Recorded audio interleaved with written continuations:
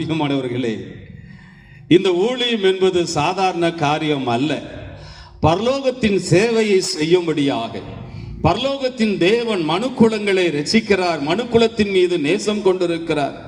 அந்த நேசத்தை புரிய வைக்கும்படியான பரலோக தேவனுக்கும் இந்த மனுக்குலத்திற்கும் ஒரு பிரதிநிதித்துவ ஊழியமாகத்தான் இந்த ஊழியத்தை ஒரு ஊழியக்காரனுக்கு கர்த்தர் கொடுக்கிறார். அதைத்தான் ஒரு மிஷனரி, சீன தேசத்து மிஷனரி, ஒருவேளை நாம் கேள்விப்பட்டிருக்கலாம், ஹட்சன் டெய்லர். சுமார் 117 ஆண்டுகளுக்கு முன்பாக அவர் என்ன சொன்னார் தெரியுமா? கிறிஸ்துவின் பிரதான கட்டளை என்பது நாம் விரும்பினால் செய்யும் காரியம் அல்ல, அது ஒவ்வொருவரும் கட்டாயம் செய்ய வேண்டிய காரியம். மீண்டும் அதை நான் சொல்லுகிறேன்.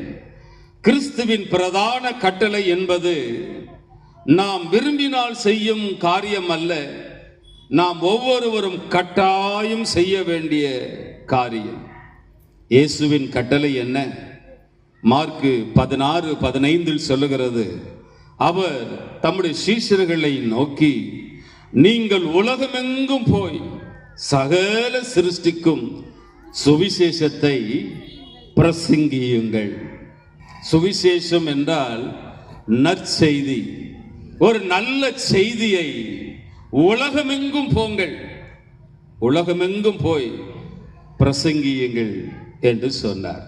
பிரியமான கர்த்தருடைய பிள்ளைகளே, சுவிசேஷத்தை கேட்கிறவர்களும் சுவிசேஷத்தை அறிவிக்கிறவர்களுக்கும் நன்றாக தெரிந்து கொள்ள வேண்டிய ஒரு 3 குறிப்புகளை உங்களுக்கு நான் சொல்லி உங்களுக்காக நான் ஜெபிக்க விரும்புகிறேன். ஒரு சுவிசேஷத்தில் இருக்க வேண்டிய மிக முக்கியமான ஒரு 3 காரியங்கள்.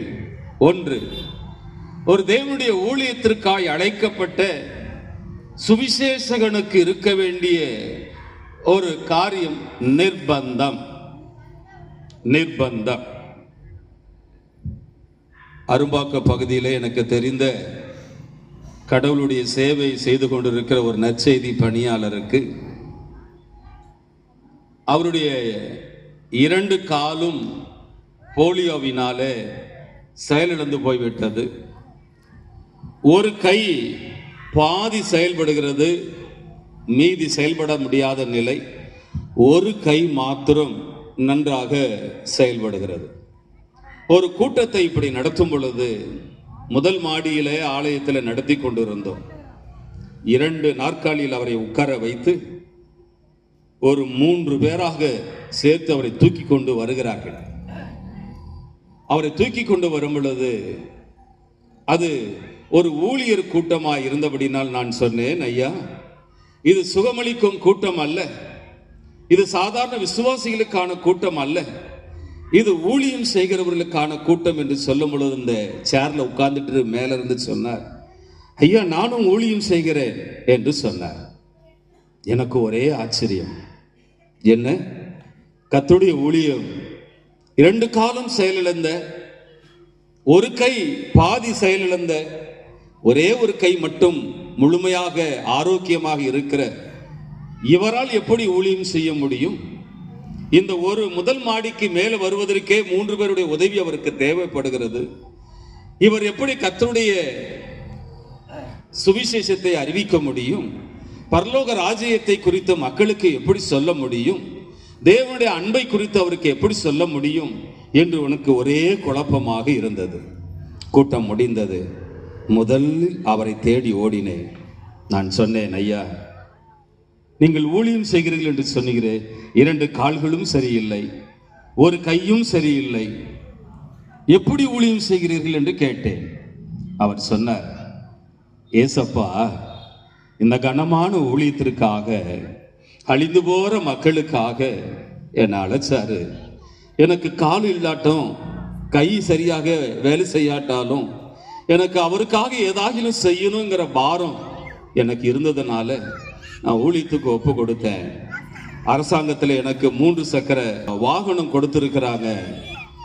என்னோடு இருக்கிற குழுக்கள் என்னை தூக்கி அந்த வாகனத்தில் உட்கார வைப்பாங்க. சென்னையிலிருந்து குடியாத்தம் 167 கிலோமீட்டர் நான் அந்த ஒரு கை பேலன்ஸில் ஓட்டிட்டு போவேன். என்னோடு இருக்கிற மற்ற நண்பர்களும் அந்த சுவிசேஷ பாரம் கொண்டவர்களும் அந்த டூ வீலரில் அவ்வளோ தூரம் என்னோடு பயணம் செய்வார்கள். நான் கேட்டேன், அங்கே போய் என்ன ஊழியம் செய்வீங்க? என்னை ஒரு மரத்தடி நிழல்ல ஒரு சேர்ல தூக்கி உட்கார வைப்பாங்க.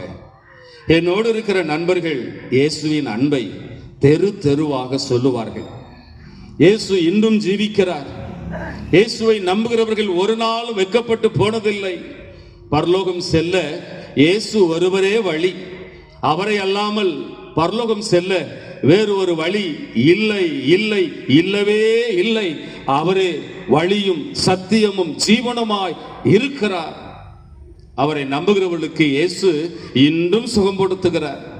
எப்பேற்பட்ட பிரச்சனையா இருந்தாலும், எவ்வளவு பெரிய வியாதியா இருந்தாலும், பிசாசு பிடித்திருந்தாலும் இயேசு குணமாக்க வல்லமை உள்ளவர் என்று நாங்கள் வீதி வீதியாக சொல்லுவோம். ஒரு சிலர் வியாதியில் பாதிக்கப்பட்டவர்கள் அல்லது பிசாசினால் பாதிக்கப்பட்டவர்கள் எங்களை தேடி வருவார்கள். வெட்கப்பட்டு வருவார்கள். எங்க ஊர் மக்கள் பார்த்து விடுவார்களோ, நாங்கள் இங்கு வந்து ஜெபிப்பது மற்றவர்கள் தவறா நினைப்பார்களோ. ஆனால் அவர்கள் தவறால் நினைத்தாலும் பரவாயில்லை, எங்கள் வியாதி எங்களை விட்டு போக வேண்டும், எங்களுடைய குடும்பத்தை அளக்களிக்கிற பிசாசங்கள் விட்டு போக வேண்டும் என்று துணிந்து வருவார்கள். அந்த நண்பர்கள் என்ன செய்வார்களாம், அவரை கூட்டிட்டு வந்து சேர்ல உட்கார்ந்துட்டு இருக்காரு பாருங்க, இந்த ஊழியருடைய பக்கத்தில் நிற்க வைப்பாங்க. ஒரு கை நல்லா இருக்கு பார்த்தீங்களா, அந்த கையை எடுத்து அவர் தலைமையில வைக்கும் பொழுது பிசாசு பிடித்தவர்கள் ஆட ஆரம்பித்து சுகமாகி போகிறதையும், வியாதியஸ்தர்கள் சுகமாகி போகிறதையும், எத்தனையோ ஆத்துமாக்கள் இதனமத்தமாக குடும்பம் விடுவிக்கப்பட்டதும், பாவத்திலிருந்து விடுவிக்கப்பட்டதும், இப்படி அவர் மூலமாய் அற்புத அடையாளங்கள் செய்கிறதையும் நான் கேள்விப்பட்டு அதிர்ந்து போனேன், ஆச்சரியப்பட்டேன். ஆம்பரியமானவர்களே, அழைப்பு ஒரு மனிதனை சும்மா இருக்க விடாது. 2 கால்கள் இல்லாவிட்டாலும், கைகள் இல்லாவிட்டாலும், அழைத்த தேவனுக்காக ஏதாகிலும் செய்ய வேண்டும் என்கிற துடிப்பு தான் இன்று உங்களுக்கு முன்னால நான் வந்து நிற்கிறேன்.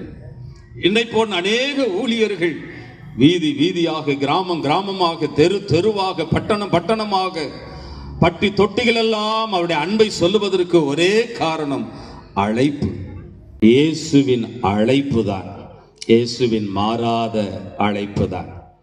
அருமையான கர்த்தருடைய பிள்ளைகளே, ஏன் இந்த அழைப்பு இயேசு கொடுக்கிறார்? ஏன் இந்த அழைப்பை கொடுக்கிறார்?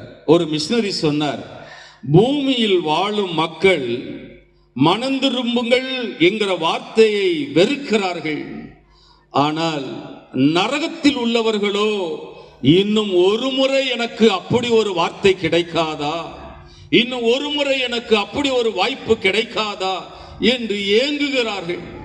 நான் மீண்டும் சொல்லுகிறேன், மனம் திரும்புங்கள் என்கிற வார்த்தையை பூமியில் உள்ளவர்கள் வெறுக்கிறார்கள், ஆனால் நரகத்தில் உள்ளவர்களோ இன்னும் ஒரு முறை எனக்கு அப்படி ஒரு சந்தர்ப்பம் கிடைக்காதா.